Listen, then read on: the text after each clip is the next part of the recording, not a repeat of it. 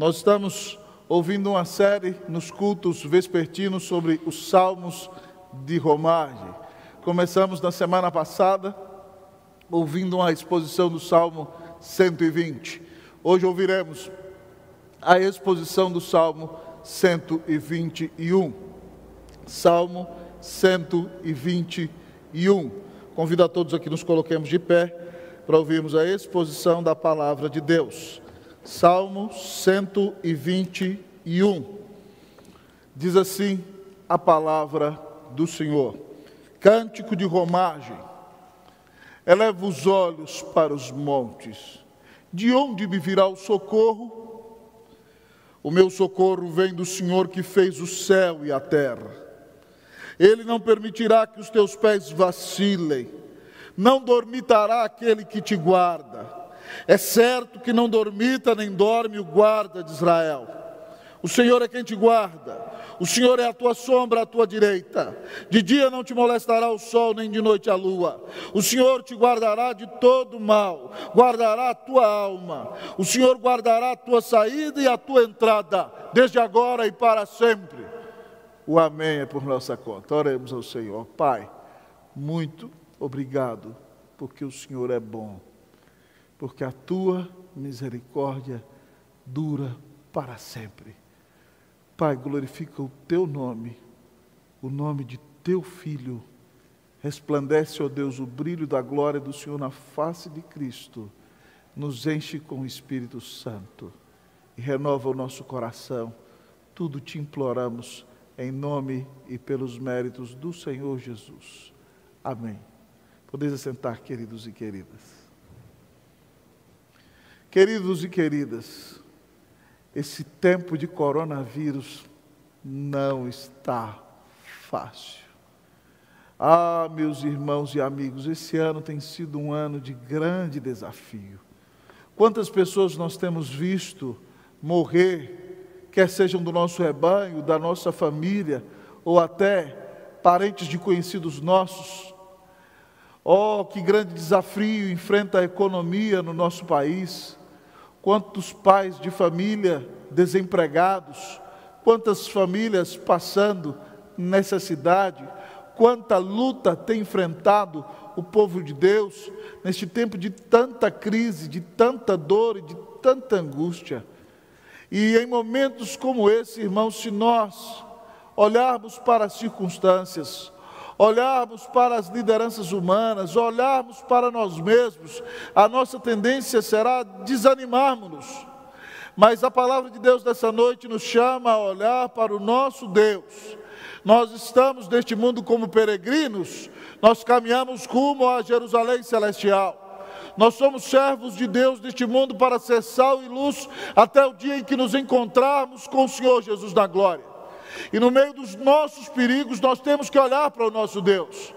E nesse texto nós encontramos o peregrino que vai a Jerusalém. Você se lembra que ele vai a Jerusalém adorar ao Senhor. E ele também enfrenta grandes dificuldades no caminho. O sol é causticante, o calor é intenso, a seca do deserto é terrível, o perigo de assaltantes é real, o cansaço é tremendo, a força fraqueja. O salmista, diante daquela dificuldade, olha longe e vê a montanha de Jerusalém e diz: eleva os meus olhos para os montes, de onde me virá o socorro? Diante desta pergunta, em sua peregrinação, o texto nos apresenta o Deus dos peregrinos.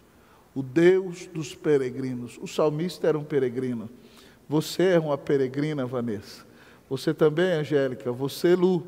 Santos varões que comigo aqui estão. Nós somos peregrinos. O texto nos apresenta o Deus dos peregrinos. E ao olhar para o texto da palavra, nós aprendemos que o Deus dos peregrinos é o Deus que nos socorre. O Deus dos peregrinos é o Deus que nos socorre. Diz o versículo 1 e o versículo 2. Eleva os olhos para os montes. De onde me virá o socorro? O meu socorro vem do Senhor, que fez o céu e a terra.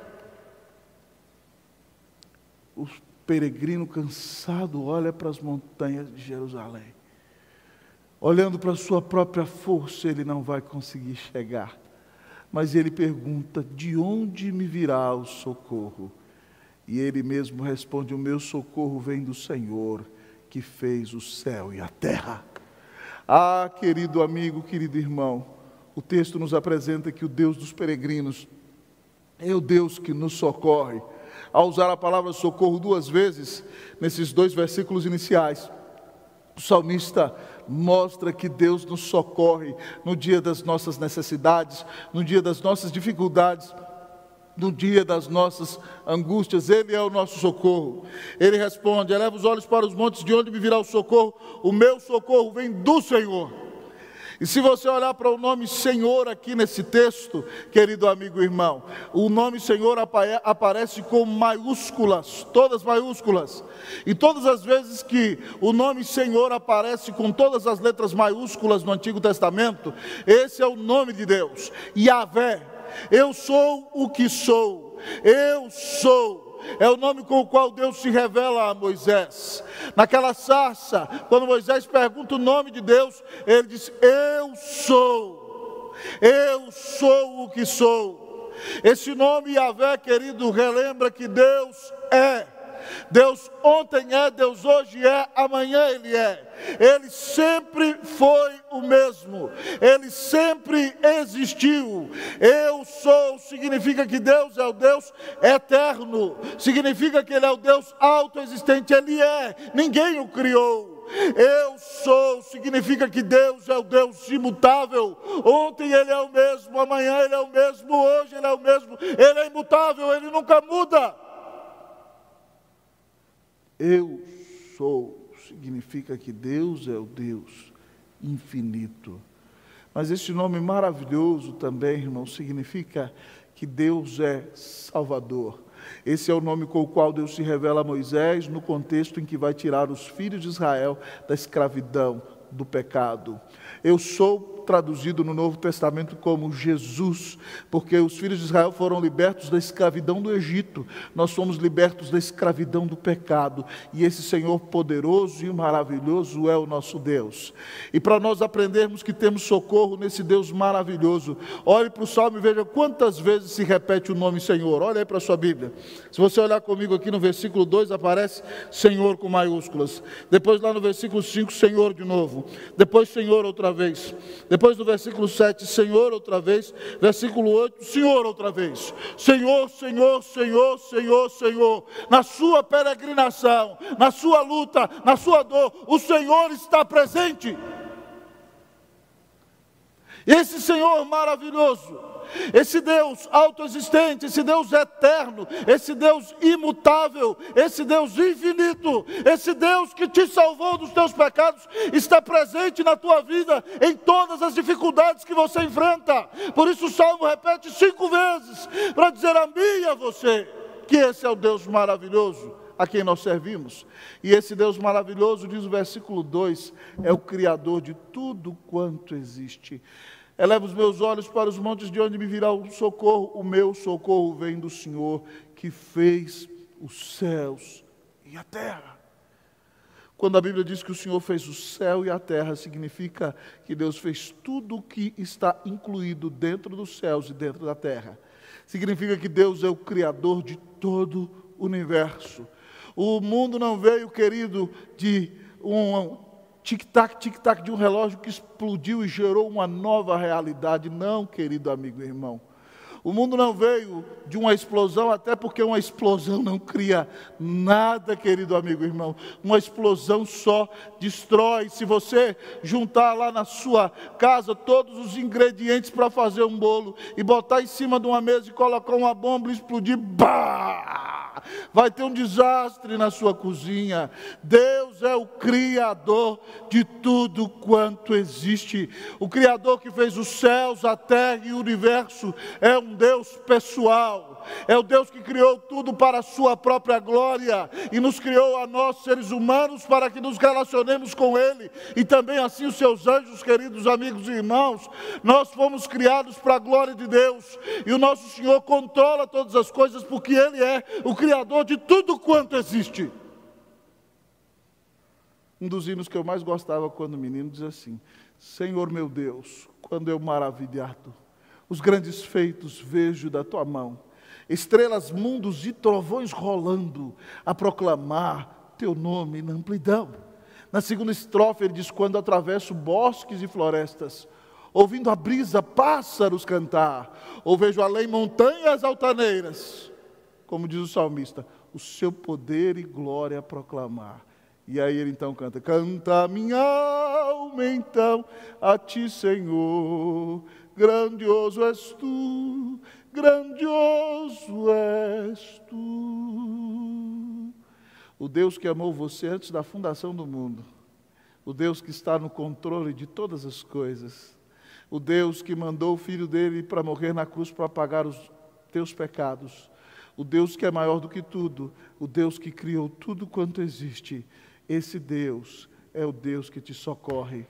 Se você está olhando para o horizonte, ou está desesperado, eleve os seus olhos, não olhe para os montes, olhe para Deus que te amou e deu o Filho dele na cruz para te salvar. Ele vai te socorrer ainda no dia da tempestade, ainda no dia da angústia, ainda no dia da dor, porque Ele é o teu Deus peregrino, o Deus dos peregrinos. É o Deus que nos socorre. Ah, querido, declame a sua oração.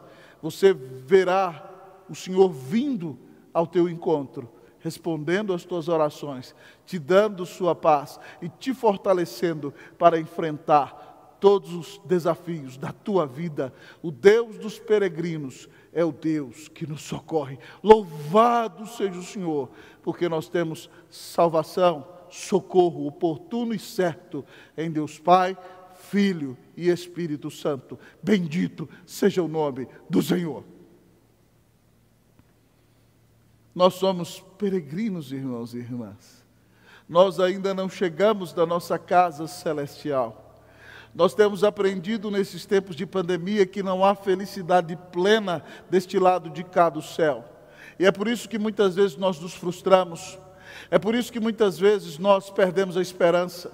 É por isso que muitas vezes, querido amigo e irmão, em circunstâncias distintas, não esperança final, mas muitas vezes nós vemos pessoas em quais confiávamos que traem a nossa confiança, pessoa que você amava, que te abandona e te deixa para trás.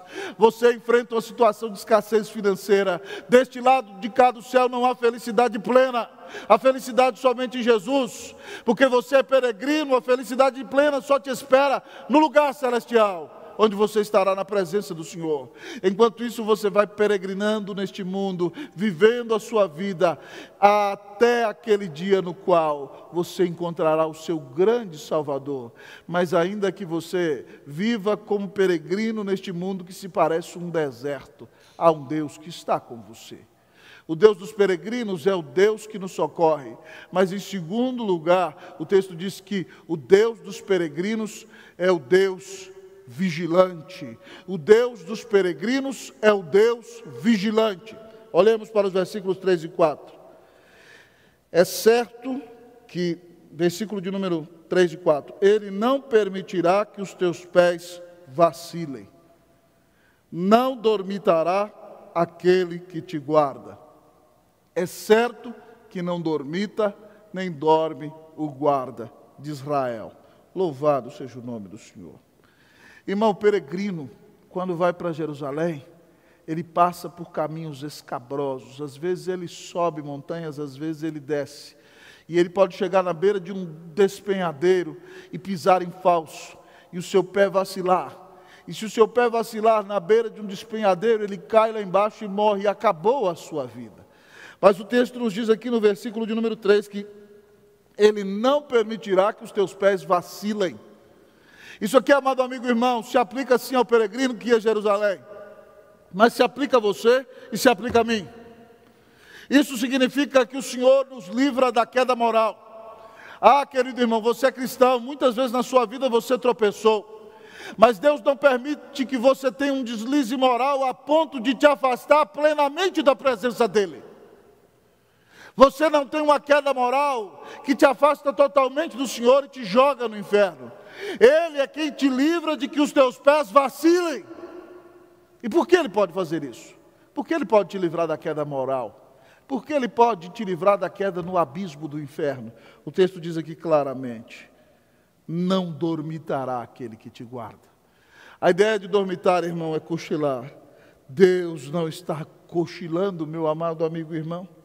Diz o texto: é certo que não dormita nem dorme o guarda de Israel. O teu Deus não cochila. O teu Deus não dorme. O teu Deus é o Deus vigilante. O teu Deus é o Deus que está acordado. Ah, meus amados amigos e irmãos, nós cochilamos, nós precisamos descansar. Eu me lembro quando eu era menino, minha mãe fazia faculdade, eu ficava com os meus avós. E nós íamos assistir o jornal, e meu avô se sentava em frente à televisão e logo começava a cochilar. E eu com a minha irmã ríamos, a valer, amado irmão. Olha o vovô, ele não consegue nem ver o jornal, ele já começa a cochilar. Outro dia, fui ver um filme bem à noite com as crianças, depois de ter pregado 2 vezes naquela noite, umas 10 horas da noite. Vamos ver um filme, papai? E aí, de repente, algum deles fala assim: ah, papai, o senhor deitado nesse puff aí, acho que o senhor já vai começar a cochilar e a dormir. Não deu outra. Eu não cheguei nem na metade do filme. Nós, irmãos, nos cansamos. E meu avô tinha 60, hein? Olha que eu ainda estou na faixa dos 40. Nós nos cansamos, nós dormitamos, nós precisamos descansar. Senão não sobrevivemos. Mas o nosso Deus não dormita, Ele não cochila, Ele não dorme, Ele é o Deus que vigia a nossa vida 24 horas todos os dias e cuida de nós, irmãos, em todas as dificuldades. Então você pode ter certeza que Deus vai te proteger, de que os teus pés deslizem, porque Ele é o Deus que está acordado, Ele é o Deus que vigia, Ele é o Deus que te livra. Você só cai em pecado se você quiser, porque o Senhor te dá o livramento. Em 1 Coríntios 10:13 a Bíblia diz assim: amado amigo e irmão, não vos sobreveio tentação que não fosse humana, mas Deus é fiel e não permitirá que sejais tentados além das vossas forças. Pelo contrário, juntamente com a tentação vos dará a saída, de sorte que a possais suportar. Se nós caímos em tentação é porque nós queremos. Porque a tentação, Deus não permite que venha uma tentação que seja sobre-humana. Não vos sobreveio tentação que não fosse humana. Deus é fiel, não permite que sejamos tentados além das nossas forças. Toda tentação que vem nós podemos suportar. E mais do que isso, juntamente com a tentação, Ele nos dá a saída, de sorte que a possamos suportar. Deus está vigiando para que você não tropece nem caia. Mas fique tranquilo, Deus também está vigiando a seu favor. Ele cuida de você nas suas dificuldades. Ele cuida de você no dia em que falta o trabalho. Ele cuida de você no dia em que os alimentos são poucos e não abundam. O Senhor cuida de você no dia em que você se sente fraco e cansado. No dia em que você precisa dormir, Deus continua acordado. E os olhos dele estão postos em você, porque Ele deu Cristo na cruz para te salvar. Ah, meu querido irmão, minha querida irmã, no ano de 2002 eu tive uma experiência muito impactante. No dia em que o Brasil ganhou a Copa do Mundo, eu me levantei de madrugada lá em Santiago para ver aquela partida maravilhosa em que nós ganhamos dos alemães de 2-0 em 2002. E logo em seguida eu fui pregar numa das igrejas de Santiago. E aquele dia foi um dia de grande alegria porque o Brasil ganhou a Copa, mas foi um dia terrível, porque aquele fotógrafo Stephen Tunick estava tirando foto das pessoas nuas no meio da rua em Santiago. E nós pegamos o táxi logo em seguida, depois do jogo, para irmos para a igreja. E as pessoas ainda se vestiam no meio da rua, um espetáculo terrível. Mas, meus amados irmãos e irmãs, eu fui pregar em uma igreja em que estava totalmente dividida. E naquele dia haveria uma assembleia e havia uma ameaça de que uma turba ia se levantar no meio da assembleia para afrontar o pastor. O pastor era um homem muito pacífico, não era um homem de muito debate, e angustiado não conseguiu nem pregar naquele dia, sabia que vinha um momento difícil, com um mês de antecedência, nos convidou para pregar. E nós oramos, irmãos, e aquele dia abrimos as Escrituras. E aquele dia, amado irmão, eu fiquei impressionado simplesmente de expor um salmo da palavra de Deus, como parecia que o Senhor Jesus caminhava no meio da igreja e tocava e quebrantava os corações. E algumas daquelas pessoas que eram conhecidas como os que iam capitanear a confusão, se quebrantavam e choravam. E no final daquele culto houve a assembleia e não houve contenda nenhuma. E tudo foi realizado em paz. E se percebia a presença do Espírito Santo naquele dia. Uma moça falou à porta: reverendo, eu ia fazer uma pergunta para o senhor antes do culto, mas Deus respondeu na mensagem. Eu falei: aleluia. Que bom, irmão, é quando você percebe o Espírito Santo de Deus vigilante, indo à frente, conduzindo todas as coisas e usando a palavra para acalmar os corações. Aquele dia, irmãos, eu fiquei impactado com o poder de Deus por meio da sua palavra, que acalma todas as angústias, todas as rebeliões, todos os confrontos e enche de paz o coração do povo de Deus. Louvado seja o nome do Senhor. Deus está acordado, meu irmão. Não se desespere.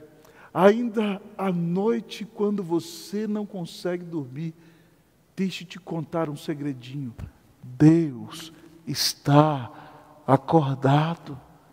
Talvez Ele não deixou você dormir aquela noite, porque Ele quer que você venha bater um papo com Ele, que você se sente para ouvir a voz dEle na palavra, que você compartilhe com Ele a sua oração. E você não entendeu nada, ligou a televisão, não conseguiu assistir, tentou ler o livro, não conseguiu assistir, deitou na cama, rodou para um lado, rodou para o outro. Preste atenção, toda vez que um crente não consegue dormir à noite, bote na sua cabeça que Deus está dando a ele a oportunidade de conversar, de abrir o seu coração com o Senhor. Então, se você não dormir à noite, entenda, o Senhor está me chamando para podermos conversar. Sente-se. Conte para o Senhor o que passa na sua mente e no seu coração. Peça a Ele que ilumine o seu entendimento e fale com você na palavra. E Ele vai dirigir a sua vida, vai abençoar o seu coração. E você verá que é certo que não dormita, nem dorme o Deus que guarda a Israel. O teu Deus está acordado. O anjo do Senhor se acampa ao redor daqueles que o temem e os livra. O Senhor está ao seu lado, Ele está acampado ao seu redor. Ele há de te abençoar e te dar vitória, em nome de Cristo Jesus. Amém. Oh, que Deus maravilhoso. É o Deus que está conosco, peregrinos nessa terra. O Deus dos peregrinos é o Deus que nos socorre. O Deus dos peregrinos é o Deus vigilante. Mas o Deus dos peregrinos, em último lugar, diz o texto, é o Deus que nos protege. O Deus dos peregrinos é o Deus que nos protege. Leamos, irmãos e irmãs, a partir do versículo de número 4 até o 8. Diz assim: é certo que não dormita nem dorme o guarda de Israel. Veja quantas vezes aparece a palavra guarda ou guardar. Então vamos lá. É certo que não dormita nem dorme o guarda de Israel. O Senhor é quem te guarda. O Senhor é a tua sombra e a tua direita. De dia não te molestará o sol, nem de noite a lua. O Senhor te guardará de todo mal, guardará a tua alma. O Senhor guardará a tua saída e a tua entrada, desde agora e para sempre. Amém. Louvado seja Deus. Se nós olharmos, irmãos, para a palavra guarda e para o verbo guardará, eles aparecem 6 vezes. 3 vezes você vai ver aqui no presente. Guarda, guarda, guarda. 3 vezes você verá guardará, guardará, guardará. Isso significa que Deus te guarda hoje. Aleluia. No problema que você está enfrentando hoje, Deus te guarda hoje, no presente. Mas se 3 vezes diz guardará, guardará, guardará, significa que Deus vai te guardar amanhã. E é maravilhoso, irmão, que no hebraico você tem que entender que não há superlativo. Então, todas as vezes que Deus quer enfatizar algo, Ele repete 2 vezes. Então, quando Jesus diz, em verdade te digo, Ele está dizendo, amém, amém te digo, Ele está enfatizando. Mas quando Deus quer enfatizar algo ao clímax, Ele diz 3 vezes. É por isso que os anjos em Isaías, quando vão falar que Deus é santíssimo, eles dizem que Deus é santo, santo, santo. E agora Deus superlativamente quer dizer a você que te protege. Ele diz que te dá uma proteção superlativa no presente. Eu sou o guarda, Ele te guarda, Ele te guarda. Mas Ele diz que para sempre vai te guardar superlativamente. Então Ele diz, Ele te guardará, Ele te guardará, Ele te guardará. Louvado seja Deus, que promessas maravilhosas. O Senhor não precisava repetir, mas para entrar no meu e no seu coração, nós precisamos entender que o Senhor nos guarda superlativamente no presente, e o Senhor nos guardará superlativamente no futuro. Bendito seja o nosso Deus, que nos guarda perfeitamente, para a glória e para a honra do seu santo nome. Então nós vamos descer para o texto para ver detalhadamente como funciona tudo isso. No versículo de número 5 ele diz, o Senhor é quem te guarda. O Senhor é a tua sombra à tua direita. Irmão, a mão direita era a mão do trabalho, era a mão da liderança, era a mão da força. Enquanto nós trabalhamos e lutamos nesse mundo, o Senhor nos dá sombra e nos protege, ainda no meio da luta, no meio da dor, ainda no sol causticante do deserto dessa vida. Mas o texto diz mais, ele diz no versículo 6, de dia não te molestará o sol, ainda que venha o calor do dia desta vida, ainda que venha o sol causticante, porque nós temos a sombra de Deus à nossa direita, nós seremos protegidos pelo Senhor, no meio das lutas, no meio das batalhas, no meio dos trabalhos desta vida. Mas o texto diz, irmãos e irmãs, que a lua não nos molestará de noite. E talvez você desavisado diz, pastor, mas no que a lua molesta alguém? A lua é tão bonita. Tem até uma música popular no Brasil que diz lua de prata, né, que sai sem parar, né, uma coisa bonita, sim. Uma coisa, a lua é vista como algo bonito. Mas, irmão, no tempo antigo, e se você olha para o texto aqui, as pessoas acreditavam que quem ficava olhando demais para a lua, ficava assim, ele ficava doido, maluco.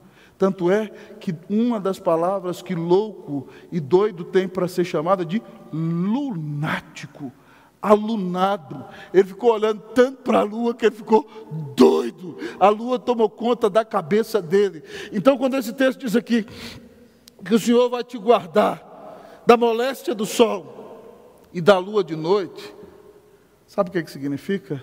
O Senhor não vai deixar você enlouquecer. Ainda no meio do sofrimento mais terrível, ainda na noite mais escura, o Senhor te guarda e te protege de ficar louco. Aleluia, irmão. Eu não sei se você já sofreu tanto na sua vida, algum dia que você pensou assim, eu vou ficar doido, eu não vou conseguir aguentar. O texto diz que o Senhor te livra de ficar lunático, da loucura. Louvado seja o nome do Senhor. Ele nos protege. Mas o texto vai dizendo dessa proteção perfeita, que Ele nos guarda do ataque do diabo. O Senhor te guardará de todo mal. A palavra usada no hebraico aqui para mal significa maligno. O Senhor vai te guardar do ataque do maligno. Lá atrás, no ponto anterior, nós vimos que Ele não permite que os nossos pés vacilem, nos livra da tentação. Agora Ele nos livra do ataque do diabo. Ah, irmãos, e tem dia que o ataque do diabo é forte. Tem dia que você sente, eu não sei se você já sentiu, uma opressão terrível, uma tristeza profunda. Muitas vezes o inimigo quer trazer uma tristeza profunda, uma opressão terrível para a sua alma. Muitas vezes você parece que ouve sugestões malignas do seu ouvido, dizendo, vai lá, Deus não se preocupa com você, vai lá, você tem que curtir a vida, vai lá, aproveita, vai lá, faz o que você quer. É Satanás tentando te afastar de Deus. Ah, querido irmão, querida irmã, Satanás não pode nos possuir porque nós somos habitação do Espírito Santo. Se você é verdadeiramente regenerado, você é templo do Espírito Santo. Como é que Satanás vai possuir o templo do Espírito Santo? Ele não possui o templo do Espírito Santo. Mas ele tenta ficar enchendo a sua cabeça. E você pode até se confundir e falar assim: meu Deus, parece que o diabo tomou conta da minha cabeça. Mas se você tem o Espírito Santo, Satanás não entra dentro de você. É o Espírito de Deus que é mais poderoso. Louvado seja o Senhor por isso. Mas o diabo pode encher a sua cabeça, pode te importunar, pode te encher de tristeza. E até onde Deus permitir, ele pode atacar você. Ah, queridos irmãos e irmãs, os puritanos chamavam esse dia em que o próprio inimigo vem nos atacar como a noite escura da alma. Ele pediu para peneirar a Pedro como trigo. Ele quer dizer: está vendo aquele servo? Pedro não te ama não, deixa eu cair em cima dele que o Senhor vai ver que ele vai desviar num segundo. Mas a Bíblia diz que o Senhor te guarda do Satanás, Pedro. Louvado seja Deus por isso. O Senhor te guardará de todos os demônios, o Senhor te guardará de todo mal. E aí, irmãos, a bênção maravilhosa é que ele já entrou para o guardar no futuro. Então o Senhor nos guardará dos ataques do inferno, mas o Senhor nos dará a vida eterna. O texto diz: o Senhor guardará a tua alma. Que bênção maravilhosa! Saber que das mãos do Senhor ninguém pode nos arrebatar. Nós estamos indo para casa, nós estamos indo para o céu. Nós estamos indo para a presença do Senhor, e ninguém vai nos impedir de entrar lá. Louvado seja o nome do Senhor. Ninguém vai nos barrar no portal. O Senhor guardará a tua alma. Se Ele te salvou, se Ele deu Cristo na cruz por você, Ele não permitirá que você, querido, se desvie dEle totalmente. Não, Ele vai quebrantar você, mas Ele vai te proteger, e Ele vai guardar a sua vida até o final. Jesus diz que todo aquele que o Pai dá para Ele é maior do que tudo, e que das mãos do Pai ninguém poderá arrebatá-lo. A sua salvação é imperdível. Se você creu em Cristo Jesus, então, meu querido, se consagra a Ele, porque o Senhor promete que vai guardar a tua alma. Louvado seja o Senhor. Mas o texto continua nos dizendo que, além de nos guardar da queda moral, além de nos guardar enquanto trabalhamos, além de nos guardar dos ataques do sol, dos problemas desta vida, além de nos guardar da loucura, do ataque dos demônios, de guardar a nossa alma, o Senhor nos guarda a todo momento.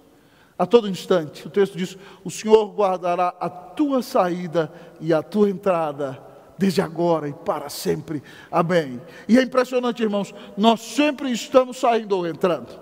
Eu pensava lá em casa, quando meditava nesse texto à tarde, eu falei assim: Deus, eu vou sair aqui de casa, vou sair do apartamento, vou descer o prédio, vou entrar dentro do carro.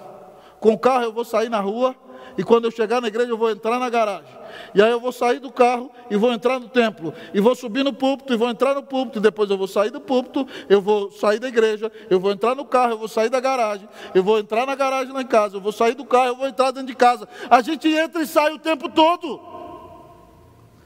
Quando o texto diz que o Senhor guardará a tua saída e a tua entrada, significa que o Senhor te guarda o tempo todo.